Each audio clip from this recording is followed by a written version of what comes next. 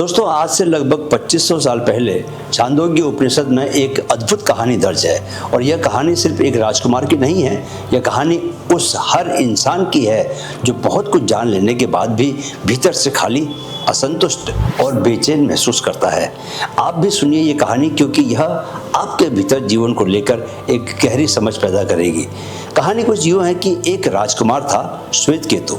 जब वह 12 साल का हुआ तो उसके पिता उद्दालक आरुणि, जो कि एक महान ऋषि थे, उन्होंने उसे गुरुकुल भेज दिया ताकि वह वेदों का अध्ययन करे, अनुशासन सीखे और जीवन के रहस्य को समझे।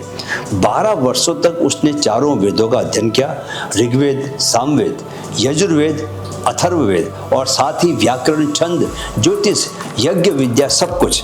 और जब वह 24 साल का होकर घर लौटा तो उसकी चाल में अहंकार था, आंखों में घमंड था और शब्दों में वह तीखापन था जो अक्सर अधूरे ज्ञान से पैदा होता है। पिताजी, उसने कहा, मैंने सब कुछ सीख लिया है, वेदों का कोई मंत्र नहीं जो मैं नहीं जानता। उद्दालक ऋषि मुस्कुराए। वे अपने बेटे के ज्ञान से खुश थे, लेकिन वे जानते थे कि असली ज्ञान अभी बाकी था, क्योंकि ग्रंथ याद कर लेना ज्ञान नहीं है और सत्य को जी लेना ही असली विद्या है।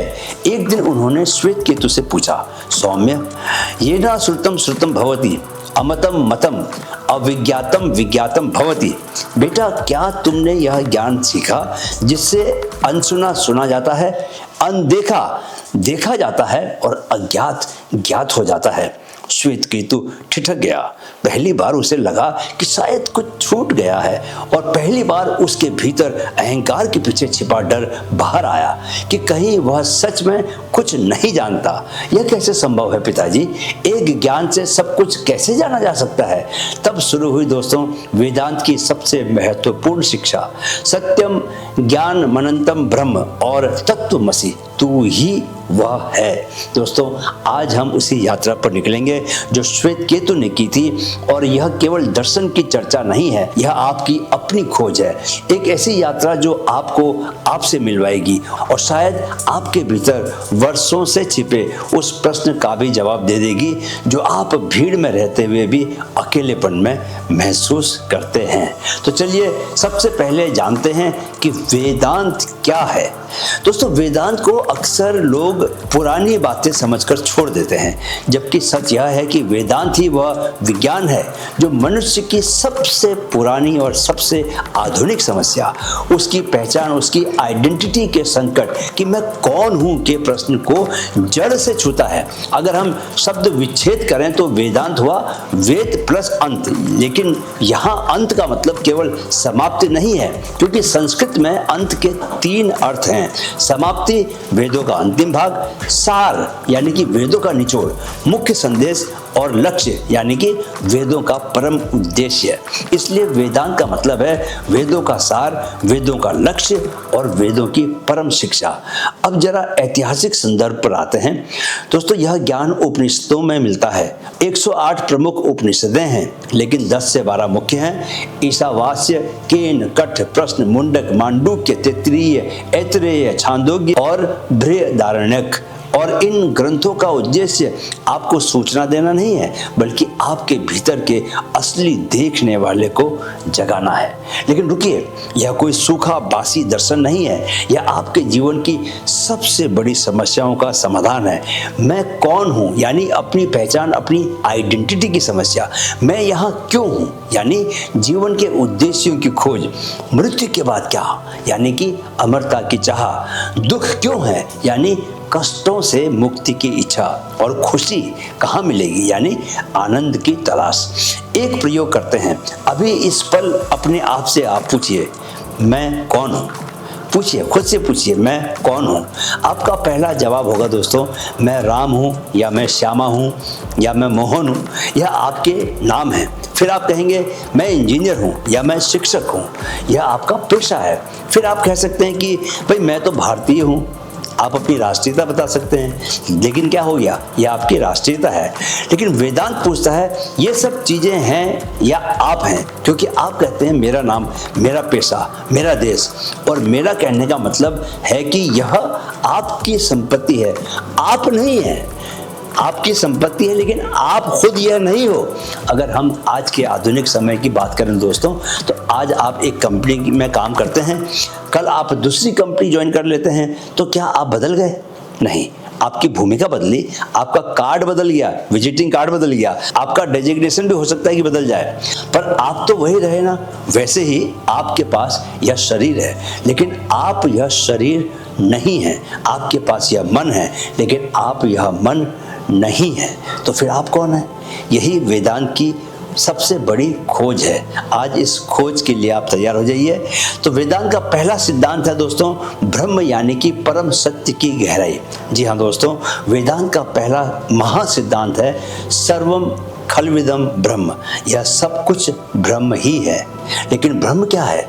यहाँ बहुत सारा कंफ्यूजन है दोस्तों, बहुत सारा भ्रम है। इसलिए पहले एक साफ भेद समझ लीजिए कि ब्रह्म ब्रह्मा नहीं है, क्योंकि ब्रह्मा क्या है? वो देवता है, सृष्टि के रचयिता है, जो कि सीमित है। जबकि ब्रह्म परम सत्य है, असीम है, निराकार है, वो मूल आधार जिसके बिना कुछ भी है नहीं कह सकते हम, उसके बिना कुछ है ही नहीं। अब जरा ब्रह्म की परिभाषा को समझिए। उपनिषद कहता है सत्यम ज्ञान मनंतम ब्रह्म। सत्यम यानी कि जो हमेशा है, कभी बदलता नहीं।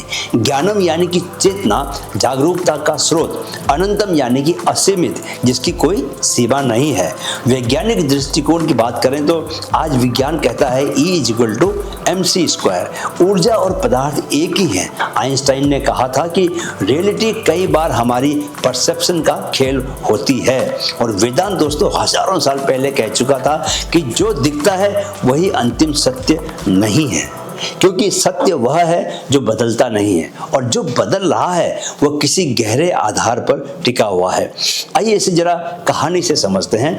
समुद्र और लहरों की विस्तृत कहानी, बड़ी कहानी है, लेकिन बड़ी इन द सेंस कि आपको ये बड़ा संदेश देती है। इस कहानी का अगर आप मर्म समझ लो, इसका संदेश समझ लो, तो आपको कुछ और समझने की जरूरत नहीं रहेगी। दोस्तों एक बार क्या हुआ कि प्रशांत महासागर में एक छोटी सी लहर का जन्म हुआ। उसका नाम था तरंगिणी। वह बहुत खुश थी, नाच रही थी, हवा के साथ खेल रही थी, और उसे लगता था कि यही उसका जीवन है, यही उसकी पहचान है। उसने देखा कि पास में और भी लहरें हैं, कुछ बड़ी हैं उससे, कुछ छोटी हैं, कुछ तेज है, कुछ धीमी है, और उसने सोचा कितनी अलग अलग हैं हम सब। फिर उसने एक विशाल सुनामी देखी और वह डर गई। हाय, ये कितनी खतरनाक है, मैं तो इससे बिल्कुल अलग हूँ। कुछ दिन बाद उसने देखा कि एक एक करके लहरें किनारे पहुंचकर गायब हो रही हैं। उसका दिल धड़कने लगा, और उस धड़कन के साथ उसका सबसे पुराना डर जाग गया। तो क्या मैं भी मर जाऊंगी? मेरा अस्तित्व भी क्या समाप्त हो जाएगा? वह रोने लगी। तभी पास से एक बुजुर्ग लहर गुजरी। उसने तरंगिणी को रोते देखा और कहा, क्यों रो रही है बेटी? तरंगिणी ने कहा, मैं मर जाऊंगी, देखो वे सब लहरें तो गायब हो रही हैं। बुजुर्ग लहर मुस्कुराई, बेटी तू एक गलतफहमी में है। कैसी गलतफहमी? तू सोचती है कि तू लहर है, लेकिन सच यह है कि तू समुद्र है। यह कैसे संभव है? देख, जब तू उठी तो कहाँ से उठी? समुद्र से। तू बनी किससे? समुद्र के पानी से। और जब तू मरेगी तो कहाँ जाएगी?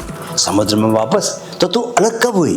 तरंगिणी समझ गई, मतलब मैं कभी अलग थी ही नहीं। बिल्कुल, तू हमेशा से समुद्र ही थी। लहर तो बस एक रूप था, एक खेल था। तो वह सुनामी भी, वह भी समुद्र ही थी। बड़ी छोटी सब समुद्र के ही रूप हैं। अचानक तरंगिणी को सब कुछ साफ हो गया, उसका डर गायब हो गया। अब वह समुद्र की तरह शांत और आत्मविश्वास से भर गई, और उसने अपने अस्तित्व का आनंद लेना शुरू कर दिया। समझ गए दोस्तों? यही ब्रह्म का सिद्धांत है।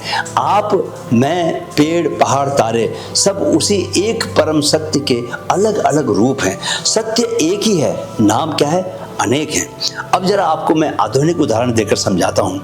आपके मोबाइल में व्हाट्सएप, इंस्टाग्राम, यूट्यूब, अलग अलग ऐप्स दिखते हैं, लेकिन सब एक ही इलेक्ट्रिसिटी से चल रहे हैं। नहीं, इलेक्ट्रिसिटी एक है, एप्स अलग अलग हैं, वैसे ही चेतना एक है, रूप उसके अनेक हैं।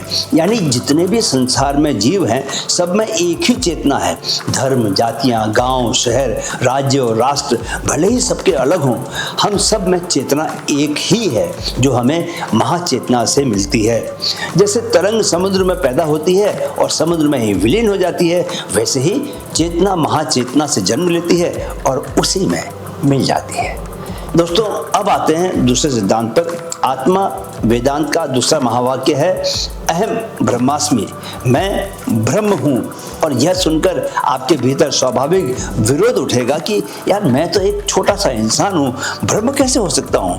लेकिन वेदांत यही कहता है कि तुम छोटे इसलिए लगते हो क्योंकि तुमने खुद को शरीर के दायरे में कैद कर लिया है। चलिए आत्म खोज का प्रयोग करते हैं जरा और स्टेप बाय स्टेप समझते हैं।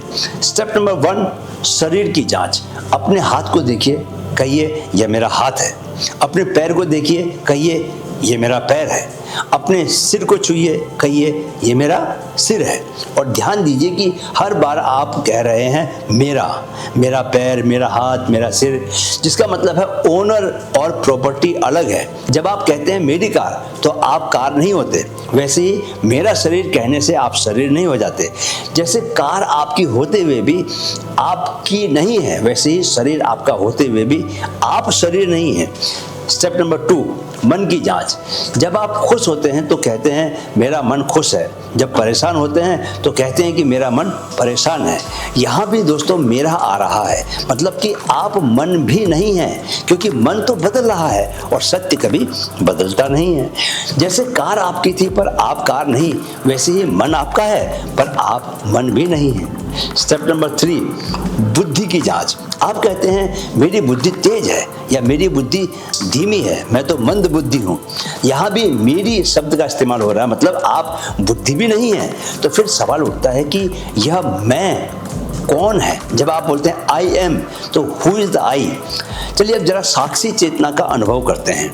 अभी इस पल बस 2 मिनट के लिए दोस्तों आंखें बंद कीजिए, आंखें बंद कीजिए, अपनी सांस को देखिए, उसके आने जाने को, अपने विचारों को देखिए आते जाते हुए, अपनी भावनाओं को देखिए और फिर पूछिए यह कौन देख रहा है मेरी भावनाओं को, यह कौन जान रहा है कि मैं क्या सोच रहा हूँ, यह कौन मेरी इमोशंस को समझ रहा है।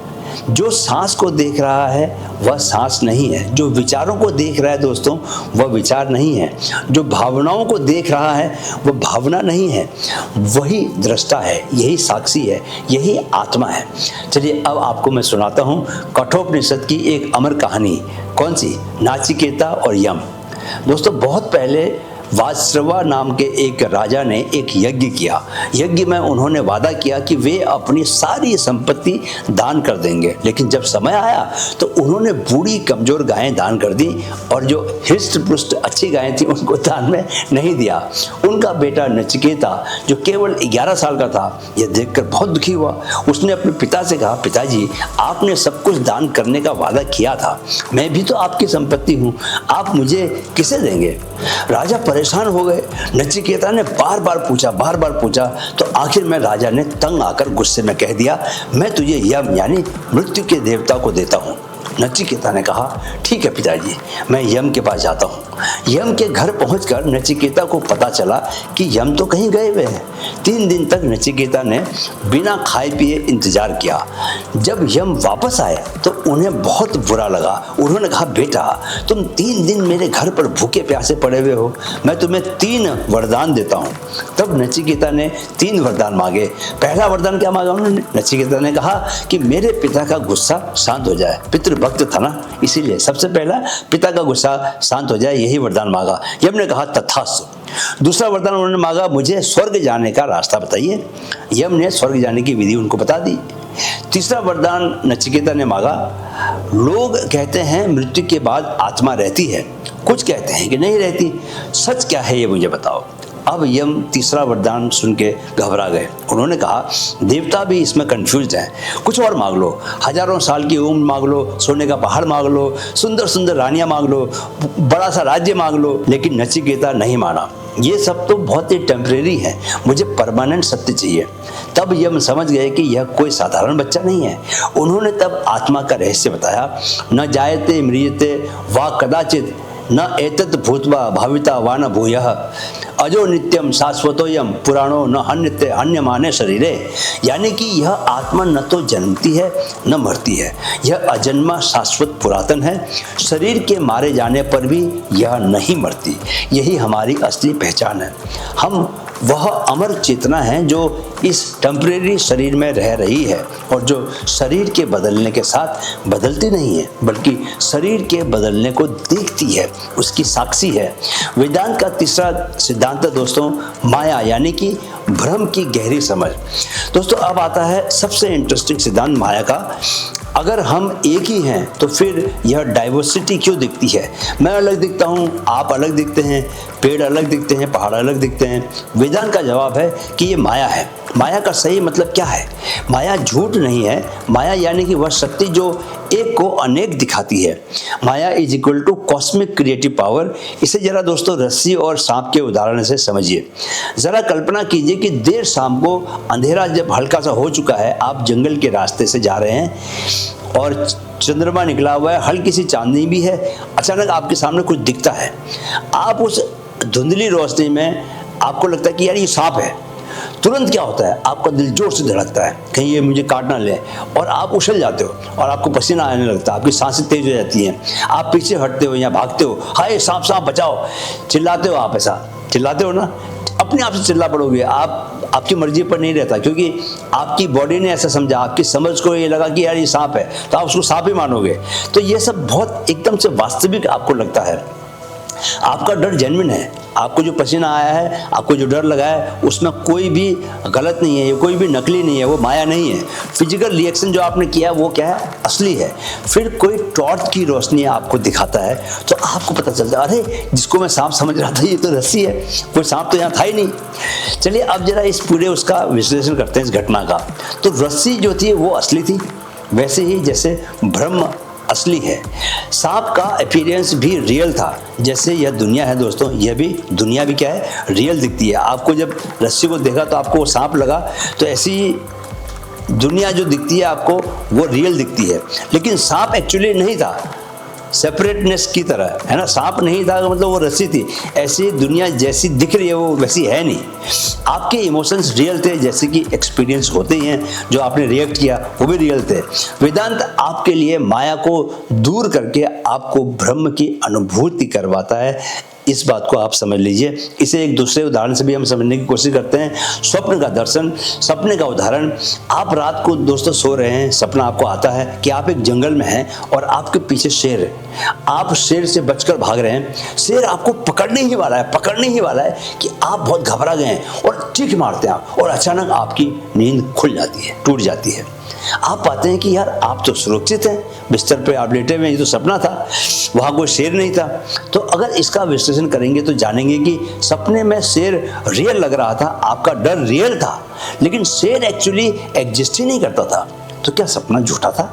नहीं, सपना एक वैलिड एक्सपीरियंस था। वैसे ही यह जगत भी है। यह ब्रह्म का स्वप्न है, ब्रह्म की क्रिएटिव पावर का खेल है यह जगत। अब जरा देखेंगे आधुनिक साइंस और माया का क्या संबंध है। क्वांटम फिजिक्स में दोस्तों साइंटिस्ट कहते हैं कि जब आप एक इलेक्ट्रॉन को ऑब्जर्व नहीं कर रहे तो वह वेव फॉर्म में बिहेव करता है। जब आप उसको देख नहीं रहे होते, ऑब्जर्व नहीं कर रहे होते, पर जैसे ही आप उसको ऑब्जर्व करते हैं तो वो पार्टिकल बन जाता है। ऐसे ही आइंस्टाइन की थ्योरी है कि टाइम और स्पेस आपस में रिलेटिव हैं, आपकी स्पीड के अकॉर्डिंग चेंज होते रहते हैं। न्यूरो साइंस की बात करें तो आपका ब्रेन रियलिटी को कंस्ट्रक्ट करता है। कलर्स एक्चुअली एग्जिस्ट नहीं करते, यह आपके ब्रेन का इंटरप्रिटेशन है। बाहरी दुनिया में केवल अलग अलग वेवलेंथ की लाइट होती है, जिन्हें आपका ब्रेन प्रोसेस करके लाल रंग का दिखाता है, नीले रंग का दिखाता है या हरा रंग का दिखाता है। वो रिफ्लेक्ट होता है, मतलब जो आप देख रहे हैं वो बाहर की दुनिया का सीधा अनुभव नहीं, बल्कि ब्रेन के द्वारा बनाया गया एक एक्सपीरियंस है। ब्रेन तरह तरह के एक्सपीरियंस आपके लिए बनाता रहता है और आप उसी में अपनी ज़िंदगी गुजारते हैं।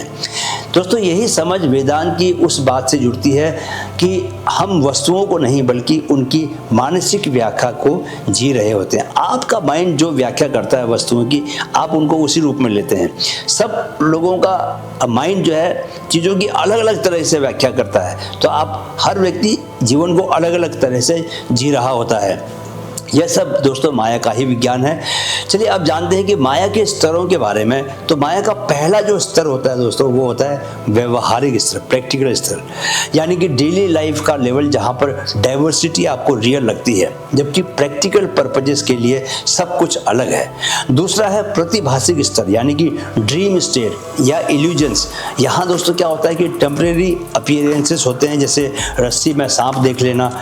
तीसरा है पारमार्थिक स्तर, यानी कि अल्टीमेट रियलिटी का लेवल। यहाँ पर क्या होता है, यहाँ पर सब कुछ एक ही है, ब्रह्म ही सत्य है। तो माया न तो पूरी सच है न पूरी झूठ है, यह अनिर्वचनीय है जिसे डिफाइन नहीं किया जा सकता।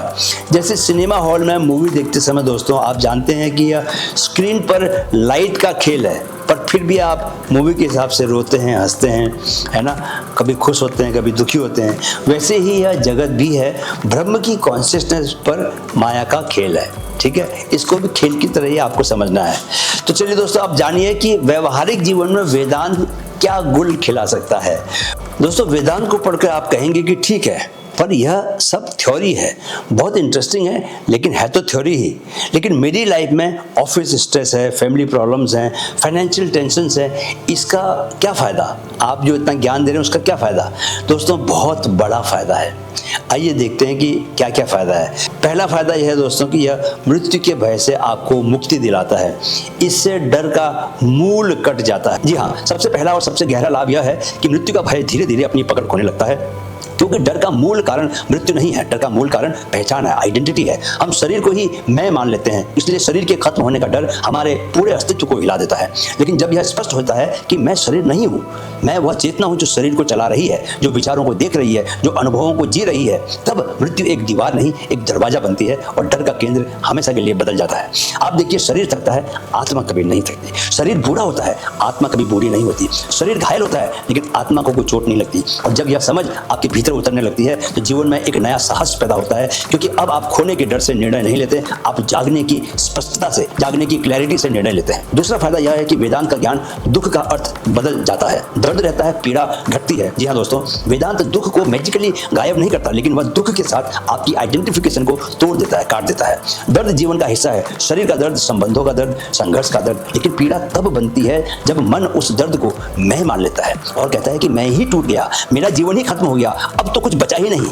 वेदांत कहता है अनुभव आता है और चला जाता है, लेकिन अनुभवों का दृष्टा कभी भी नहीं जाता। इसलिए तुम टूटते नहीं, तुम बस एक तूफान से गुजरते हो, एक मुश्किल स्थिति से गुजरते हो, और तूफान कभी आकाश को तोड़ नहीं सकता। और तुम क्या हो? तुम आकाश हो। तीसरा फायदा है कि रिश्तों में करुणा आती है, क्योंकि भीतर वही एक है। जब आप यह देखना शुरू करते हैं कि सब में वही चेतना है, तो आपके रिश्तों का टोन बदलने लगता है। आप विरोध कर सकते हैं, आप बाउंड्रीज रख सकते हैं, आप गलत को गलत कह सकते हैं, लेकिन भीतर से घृणा कम होने लगती है, क्योंकि घृणा का मूल अलगाव है, यानी कि एक दूसरे से अलग होने की समझ है, जबकि करुणा का मूल एकत्व है, वह सबको एक ही चेतना के रूप में देखती है। तो धीरे धीरे आपके लिए यह संभव होने लगता है कि आप किसी को माफ न भी करें, लेकिन उसे समझ सकें, और यही समझ दोस्तों आपके मन को हल्का बनाती है। चौथा फायदा है कि स्ट्रेस की केमिस्ट्री बदलती है, क्योंकि नियंत्रण का भ्रम जो है वो टूट जाता है। दोस्तों स्ट्रेस का बड़ा कारण यह है कि हम हर चीज को कंट्रोल करना चाहते हैं। कोई भी परिणाम है, लोग हैं, समय है, भविष्य है, और जब जीवन कंट्रोल नहीं होता तो क्या होता है? मन घबराता है। वेदांत आपको यह सिखाता है कि कंट्रोल अंतिम सत्य नहीं है, साक्षी भाव अंतिम सत्य है। आप एक्शन करिए, पूरी ईमानदारी से करिए, लेकिन परिणाम को पकड़कर मत बैठिए, क्योंकि परिणाम आपके हाथ में नहीं, आपके कर्म आपके हाथ में है। और यह बात जब भीतर उतरती है, समझ आती है, तो नर्वस सिस्टम में एक अजीब सी शांति उतरती है, क्योंकि अब आप जीवन से लड़ते नहीं बल्कि उसे समझते हैं। पांचवा फायदा है उद्देश्य स्पष्ट होता है और जीवन हल्का लगता है। दोस्तों वेदांत जीवन को निरर्थक नहीं बनाता, वेदांत जीवन को अर्थ की सबसे ऊंची परिभाषा देता है। धन, पद, नाम, सम्मान यह सब साधन बन जाते हैं और आत्म साक्षात्कार साध्य बन जाता है, यानी कि अपने वास्तविक स्वरूप का अनुभव। और जब साध्य स्पष्ट होता है तो जीवन की दिशा स्पष्ट स्पष्ट होती है, और दिशा जब स्पष्ट हो तो रास्ते की कठिनाइयां भी आपको तोड़ती नहीं, आपको तराशती हैं। तो अब आप पूछेंगे कि वेदांत का अभ्यास करना हो तो कैसे करें? तो चलिए मैं बताता हूं आपको इसका सरल और जीवन तरीका। अब सवाल है कि यह सब समझकर भी इसे जिया कैसे जाए, क्योंकि केवल सुन लेना वेदांत नहीं है। वेदांत तब शुरू होता है जब आपकी डेली लाइफ में यह स्मृति टिकने लगे कि यार मैं शरीर नहीं हूं, मैं कौन हूं? मैं साक्षी हूं। वेदांत 3 कदम बताता है। पहला है श्रवण, सत्य को बार बार सुनना अच्छे स्रोतों से, क्योंकि मन बार बार बोलता है, इसलिए उसे बार बार याद दिलाना पड़ता है। दूसरा है मनन, जो सुना है उस पर विचार करना, अपने अनुभव से जोड़ना और यह देखना कि आपकी लाइफ में असली क्या है और आने जाने वाला क्या है। और तीसरा कदम है दोस्तों निधि ध्यासन, ध्यान यानी कि उस सत्य में बैठ जाना ताकि वह विचार नहीं अनुभूति बन जाए। रोज सुबह से 5 मिनट के लिए बिना किसी जटिल विधि के बस बैठिए, सांस को देखते हुए और 3 प्रश्न पूछिए। मैं कौन हूं? यह विचार मेरे हैं या मैं विचार हूं? जो बदल रहा है क्या वह मैं हूं या मैं वह हूं जो बदलाव को देख रहा है?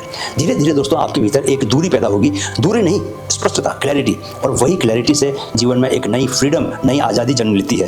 दोस्तों वेदांत कोई पुरानी किताब का ज्ञान नहीं है, वेदांत वह रोशनी है जो आपके ही भीतर से उठती है, और जब वह रोशनी उठती है तो दुनिया बदलती नहीं, आपकी दृष्टि बदल जाती है, और दृष्टि बदलते ही दुनिया का अर्थ बदल जाता है। याद रखिए श्वेत केतु की कहानी, उसके पिता ने उसे एक बीज दिया, कहा इसे तोड़, उसने तोड़ा, अंदर बीज निकला। पिता ने कहा अब इसे तोड़, उसने तोड़ा, अंदर कुछ नहीं दिखा, एक खालीपन था। और तब पिता ने कहा जो इस खालीपन में है उसी से यह विशाल वृक्ष बनता है, और वही तुम्हारे भीतर भी है।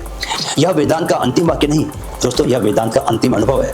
तत्वमसि, तुम ही वह है, तुम वही हो जिसे तुम खोज रहे हो, तुम वही हो जो हर अनुभव के पीछे शांत बैठा देख रहा है, तुम वही हो जो जन्म और मृत्यु के बीच भी अछूता रहता है। तो आज बस आज एक छोटा सा कदम उठाइए, किसी भी शोर के बीच कुछ सेकंड रुकिए, एक सांस गहरी लीजिए और भीतर ही भीतर कहिए मैं शरीर नहीं हूं, मैं मन नहीं हूं, मैं वह चेतना हूं जो सबको देख रही है। और अगर यह एक वाक्य भी आपके दिन में 2 बार टिक गया दोस्तों, सिर्फ 2 बार, तो धीरे धीरे जीवन के बड़े बड़े डर अपनी जगह खोने लगेंगे और आपके भीतर एक ऐसी शांति जन्म लेगी जो परिस्थिति से नहीं अस्तित्व से आती है। अगर वीडियो अच्छा लगा तो लाइक शेयर कीजिए और वेदांत को जानने समझने के लिए चैनल को सब्सक्राइब कर लीजिए। मिलते हैं अगले एपिसोड में, मेरे साथ कहिए मन में है तो मुमकिन है। नमस्कार।